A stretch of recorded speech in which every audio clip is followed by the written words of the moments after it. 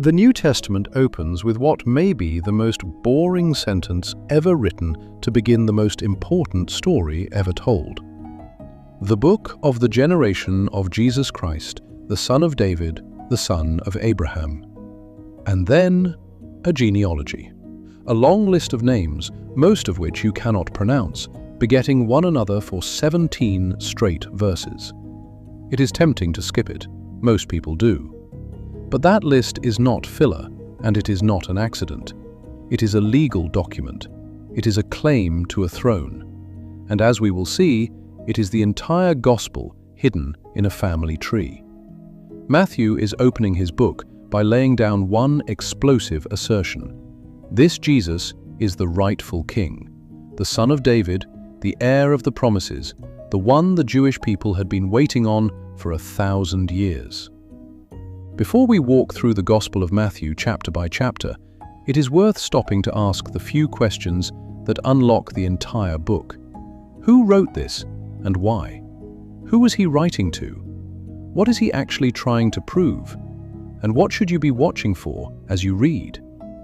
Get those answers first, and Matthew opens up in front of you. So consider this your on-ramp, the orientation before the journey. Welcome to the Gospel of Matthew. The author signed none of it. The title, according to Matthew, was added by the early church. But the testimony of history is consistent.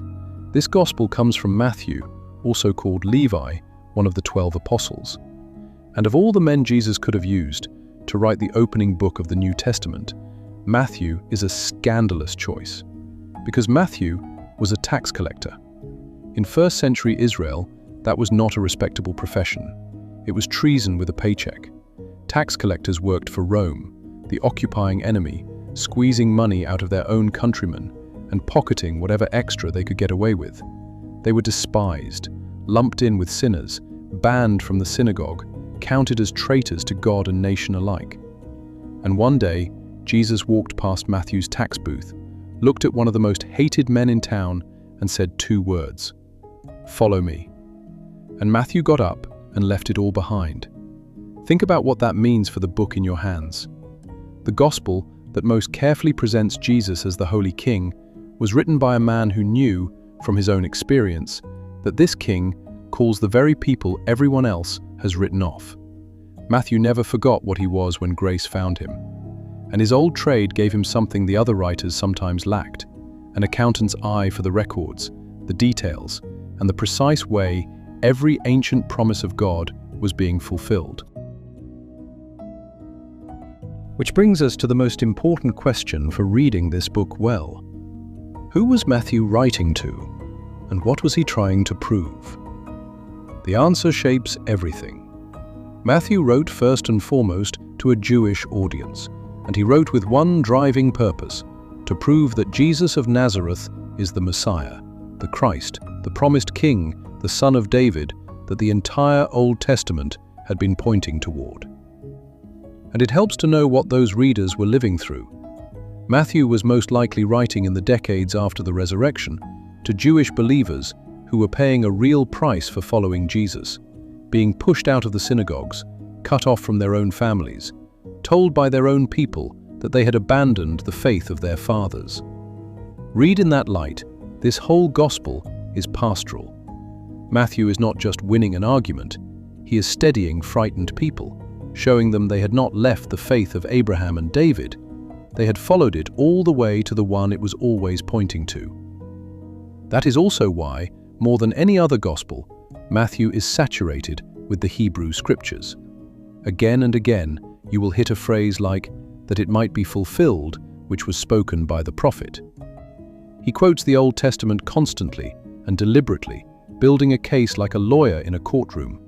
Here is what the prophets promised, and here, point by point, is Jesus fulfilling it. Born of a virgin, born in Bethlehem, called out of Egypt, a Nazarene. Matthew stacks the evidence piece by piece. And this is exactly why Matthew sits first in the New Testament. It was not written first. Most believe Mark came earlier, but it was placed first on purpose because it is the bridge. It reaches one hand back to the Old Testament to Abraham and David and the prophets, and one hand forward to Jesus, and says, "The wait is over." Turn the page from Malachi, the very last word of the Old Testament, and Matthew is standing there to say one thing: He is here. Come back for one more moment to that genealogy we started with. Because before Jesus speaks a single word in this gospel, that list of names has already quietly announced the two great themes of the entire book. The first is right there in the opening line: the son of David, the son of Abraham. Son of David means the rightful king, the heir to the throne. Son of Abraham reaches back to the ancient promise that through Abraham all the families of the earth would be blessed. A king for Israel and a blessing for the whole world, both folded into the very first verse. And the second theme is hidden in who Matthew chooses to include. He does something almost unheard of in a royal genealogy. He stops to name several women, and not the respectable names a king would want advertised. Outsiders, foreigners, people with scandalous, painful pasts, set deliberately right in the bloodline of the king. The message lands before the story has even begun. Grace runs through this family, and it always has. The same gospel written by a former tax collector, the gospel that ends by going out to all nations, opens by quietly placing the outcast in the king's own lineage. There is a startling amount packed into those 17 verses, a hidden pattern in the very structure, the surprising names, the long arc from promise to exile to Christ.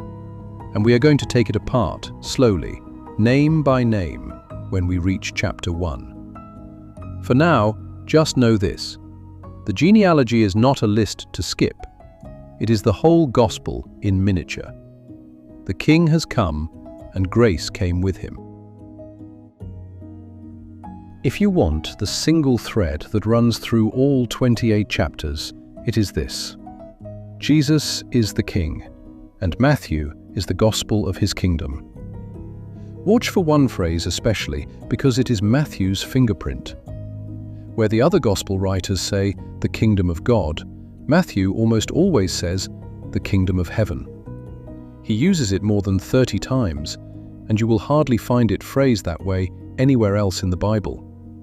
It is most likely a mark of his Jewish reverence, the deep Jewish carefulness about even speaking the name of God. So Matthew says heaven instead.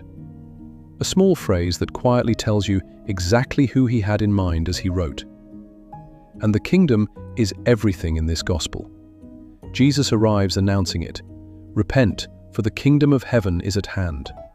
He describes what its citizens look like. He tells parable after parable, explaining what it is like.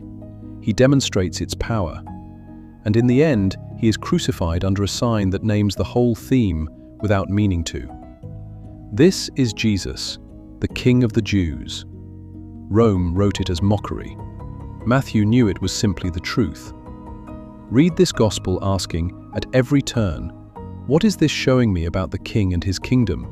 And you will never get lost in it.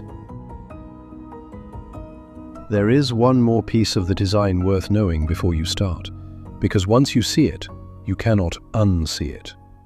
Matthew has a shape. He builds his gospel around 5 great blocks of Jesus' teaching, 5 major discourses, each one closing with nearly the same words. When Jesus had finished these sayings, like a drumbeat marking the end of each section. There is the Sermon on the Mount, then the sending out of his followers, then a long stretch of kingdom parables, then his teaching on life together as his people, and finally, his teaching about the end of the age. 5 great sermons, woven through the story like pillars. And that number 5 is not random. The Jewish reader Matthew was writing for would have caught it instantly. 5 books of teaching, echoing the 5 books of Moses: Genesis, Exodus, Leviticus, Numbers, and Deuteronomy, the foundation of the entire Hebrew faith. Matthew is quietly presenting Jesus as the new and greater Moses, the one who goes up on a mountain and gives God's law its true and final meaning, who leads a greater exodus, who founds a new people. The whole book is bookended by his birth at the start and his death and resurrection at the end, with these 5 towering teaching blocks holding up the middle. It is one of the most carefully constructed books in all of Scripture. So as you begin the journey through Matthew, here are a few threads to keep your eye on, the ones that, once you are watching for them, light up the whole gospel. Watch for the fulfillment formula, that it might be fulfilled, and every time it appears, remember you are watching Matthew build his case that Jesus is the promised one. Watch for the title, Son of David, the steady drumbeat reminding you this is the rightful king. Watch the word righteousness, which matters to Matthew more than to any other gospel writer. And watch the way judgment and mercy sit side by side, because Matthew never lets you forget that this gentle king is also the one who will one day return to judge. And watch the very first and the very last words this gospel speaks about God's nearness. At the start, the child is named Emmanuel, which, Matthew tells us, means God with us. And at the very end, the risen Jesus says, "Lo, I am with you always, even unto the end of the world." The whole book, every chapter in between, is wrapped in that one promise: God with us at the beginning, with us still at the end. It is the quiet heartbeat under everything else. And watch for a single word found in no other gospel: church. Matthew alone records Jesus speaking of building his church, his gathered people. This king does not only save individuals, he forms a community. And watch, above everything, how the book ends. It opens with a Jewish genealogy written to Jewish readers about the Jewish Messiah.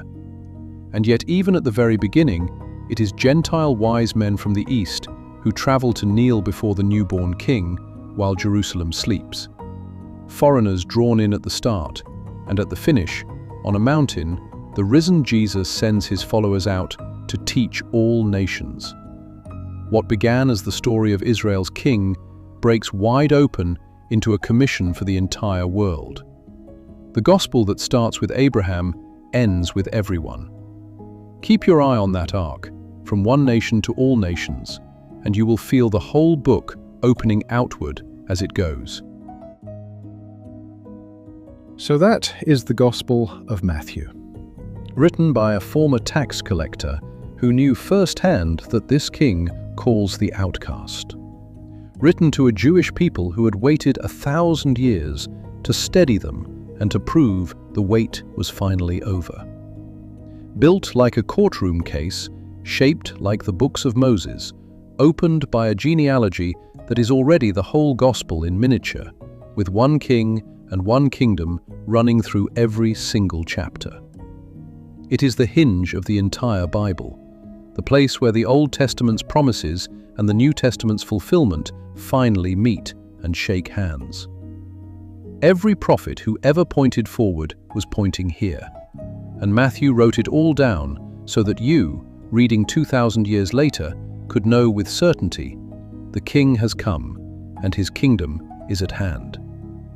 And remember where the book leaves you.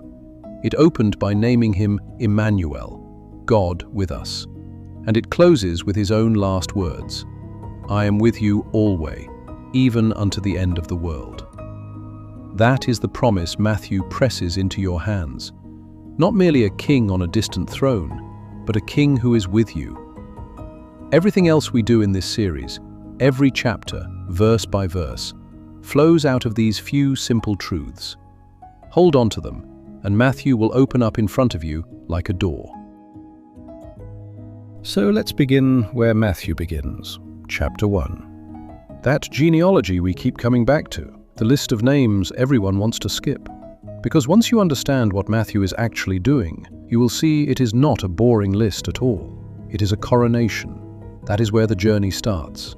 The story is just getting started.